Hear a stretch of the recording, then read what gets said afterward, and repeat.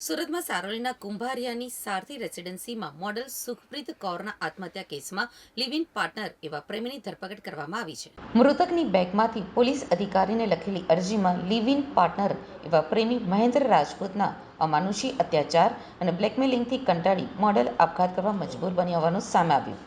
સંબંધ તોડી નાખવા બદલ મહેન્દ્રએ મોડેલને ઘરમાં ગોંધી રાખી મારઝૂડ કરી હાથ ઉપર બ્લેડના ઘા માર્યા અને પગના ભાગે ડામ પણ આપ્યા હતા.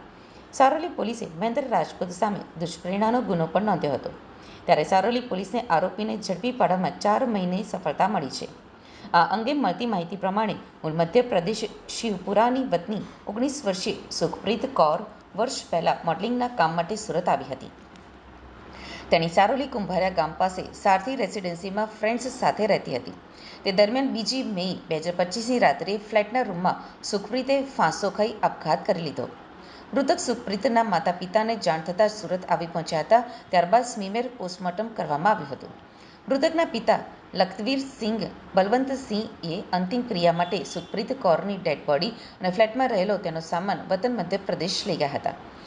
મૃતકના પિતા લખવિંદરસિંહ બલવંતસિંહ અંતિમ ક્રિયા માટે સુખપ્રીત કૌરની ડેડ બોડી અને ફ્લેટમાં રહેલો તેનો સામાન વતન મધ્યપ્રદેશ લઈ ગયા હતા. જ્યાં અંતિમ ક્રિયા સહિતની વિધિ આટોપ્યા બાદ તેણીનો સામાન ચેક કર્યો હતો તો બેગમાંથી સુખપ્રીત કૌરે હિન્દીમાં લખેલી અરજી મળી આવી હતી. પોલીસ અધિક્ષક ગુજરાતને સંબોધીને લખેલી અરજીમાં મહેન્દ્ર રાજપૂત સામે ગંભીર આરોપ મૂક્યા હતા. જેમાં મહેન્દ્રએ મોડેલને ઘરમાં ગોંધી રાખી મારઝૂડ કરવા ઉપરાંત હાથ ઉપર બ્લેડના ઘા માર્યા અને પગના ભાગે ડામ પણ આપ્યા હતા. એ સાથે બ્લેકમેલિંગ કરવામાં આવતું હતું. આ અરજી પિતાએ સારોલી પોલીસને સોંપી હતી.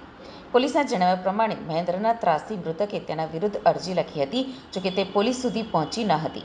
આમ લિવ ઇનમાં રહેતા મહેન્દ્ર રાજપૂતના માનસિક અને શારીરિક અત્યાચાર, બ્લેકમેલિંગથી કંટાળી મોડલે આપઘાત કર્યો હોવાનો ખુલાસો થયો હતો.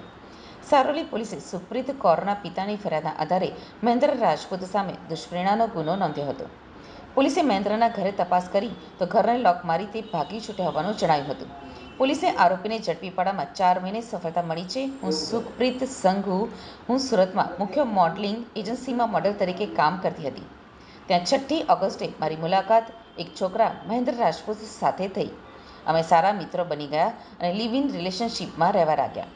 લગભગ 1 મહિના પછી તેણે મને ત્રાસ આપવાનું શરૂ કર્યું. હું તેનાથી નારાજ થઈ ગઈ અને તેને છોડી દીધો. પરંતુ તે મને સતત બ્લેકમેલ કરતો હતો કે મારા અંગત ફોટો ઇન્ટરનેટ ઉપર અપલોડ કરીશ, જાનથી મારી નાખવાની ધમકીઓ આપતો, અપશબ્દો વગેરે, અને આ બહાને તે મને બ્લેકમેલિંગ કરતો રહ્યો.